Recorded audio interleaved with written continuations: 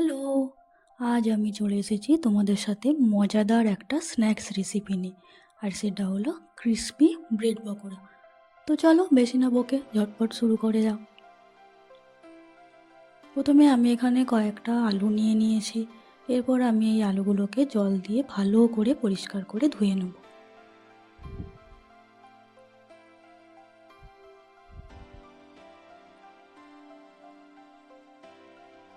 আলু ধোয়া হয়ে গেলে এরপর আমি প্রেসার কুকারে একটু জল দিয়ে সেই আলুগুলোকে সেদ্ধ করে নেব।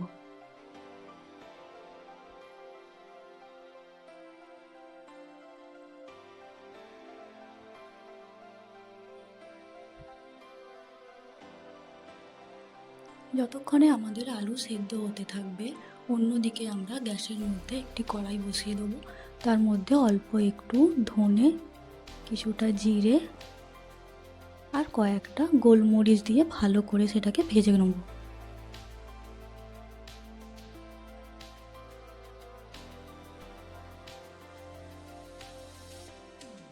এটা ভাজা হয়ে গেলে আমি এটাকে গুঁড়ো করে নেব।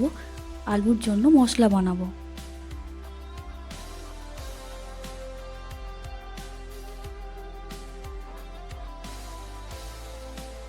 দেখো, মশলা আমাদের একদম রেডি হয়ে গেছে। ততক্ষণে আমাদের আলুও সেদ্ধ হয়ে গেছে।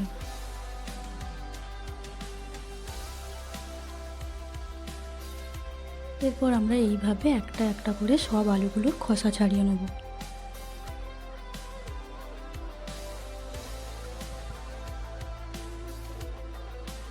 আলুর খোসা ছাড়ানো হয়ে গেলে আলুকে খুব ভালোভাবে ম্যাশ করে নিতে হবে। এই ম্যাশ করা আলুর মধ্যে আমি আগে থেকে যে মশলাটা বানিয়ে রেখেছিলাম সেই মশলা এবং পরিমাণ মতো লবণ ও অল্প একটু সর্ষের তেল দিয়ে ভালো করে আলু মেখে নেব।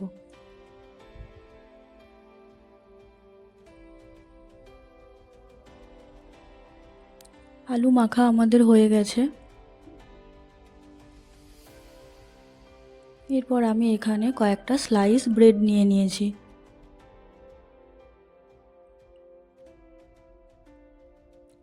এরপর আমি ব্রেডগুলোকে মিডিল থেকে ছুরিতে করে কেটে নেব।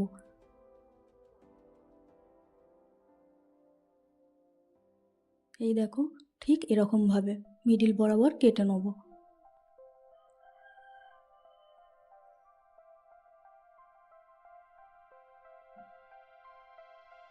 একই রকমভাবে আমি বাকি ব্রেডগুলোকেও মাঝখান থেকে কেটে নেব।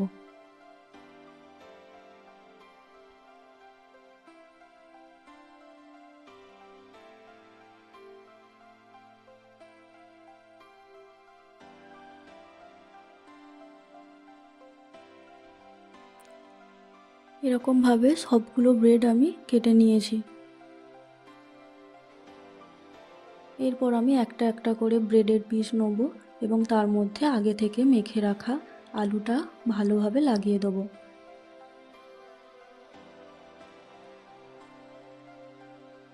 একটু মোটা করে আলুর প্রলেপ দিয়ে তারপর ওপর দিয়ে আর একটা ব্রেডের পিস দিয়ে লাগিয়ে নেব এবং চারপাশটা ভালোভাবে রেখে নেব কোথাও ফাঁকা আছে কিনা। যদি ফাঁকা থেকে যায় তাহলে তার মধ্যেও আলুর পুর ভরে দিতে হবে।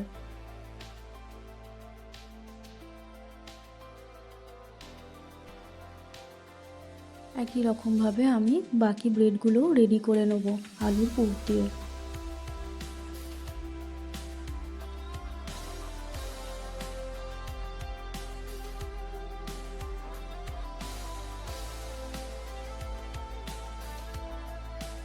এরপর আমি অন্য একটি পাত্রে পরিমাণ মতো বেসন, তার মধ্যে কিছুটা বেকিং পাউডার, বেকিং সোডা এবং পরিমাণ মতো লবণ দিয়ে সেটাকে ভালো করে মিশিয়ে নেব।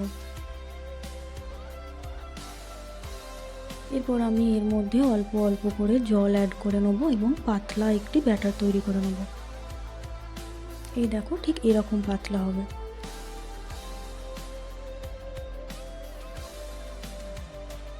এরপর আমি আগে থেকে রেডি করে রাখা পুর দেওয়া ব্রেডগুলো এর মধ্যে ভালো করে উল্টে পাল্টে ডুবিয়ে নেব এবং চারদিকে বেসন লাগিয়ে নেব।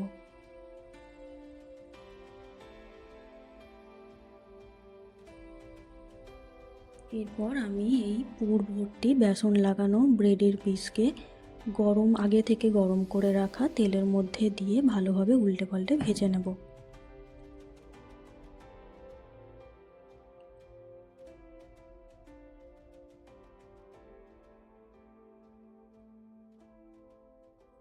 একই রকমভাবে আমি বাকি ব্রেডগুলোকেও বেসনের মধ্যে ডুবিয়ে ভালোভাবে গরম তেলের মধ্যে ভেজে নেব।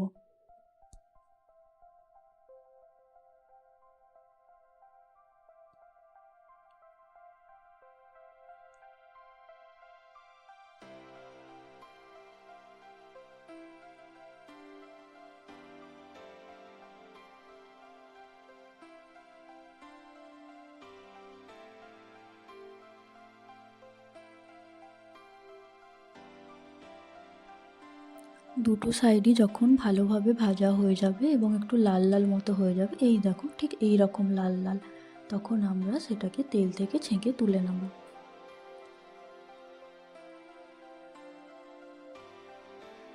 ততক্ষণে আমি একটা শসা এবং একটি পেঁয়াজ নিয়ে নিয়েছি। আমি এটার খোসা ছাড়িয়ে নেবো এবং ছোট ছোট করে কুচিয়ে নেব।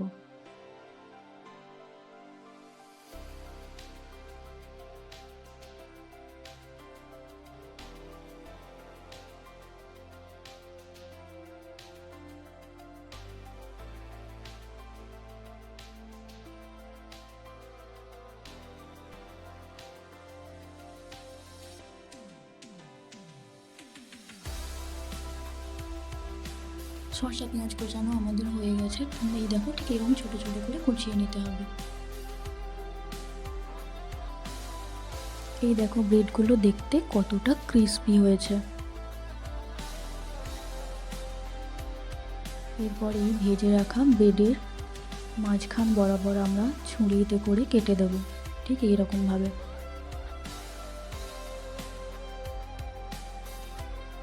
তারপর এর মধ্যে ছোট ছোট করে যে কেটে রেখেছিলাম শসা পেঁয়াজ, সেগুলো আমি অল্প অল্প পরিমাণে একটু করে দিয়ে দেবো।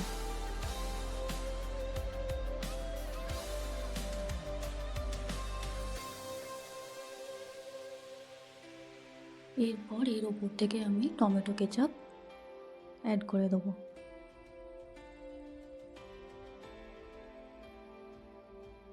আমাদের ব্রেড পকোড়া এখন খাওয়ার জন্য একদম পারফেক্টলি রেডি হয়ে গেছে। একই রকমভাবে আমি বাকি ব্রেডগুলোকেও এরমভাবে রেডি করে নেব।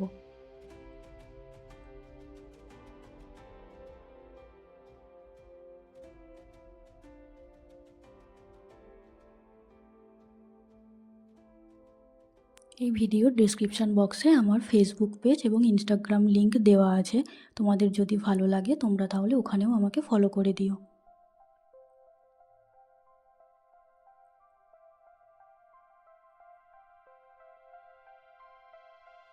এই দেখো আমাদের ব্রেড পকোড়া খাওয়ার জন্য একদম রেডি হয়ে গেছে। তো ভিডিওটি যদি ভালো লেগে থাকে তাহলে একটা লাইক করে দিও, চ্যানেলটি সাবস্ক্রাইব করে দিও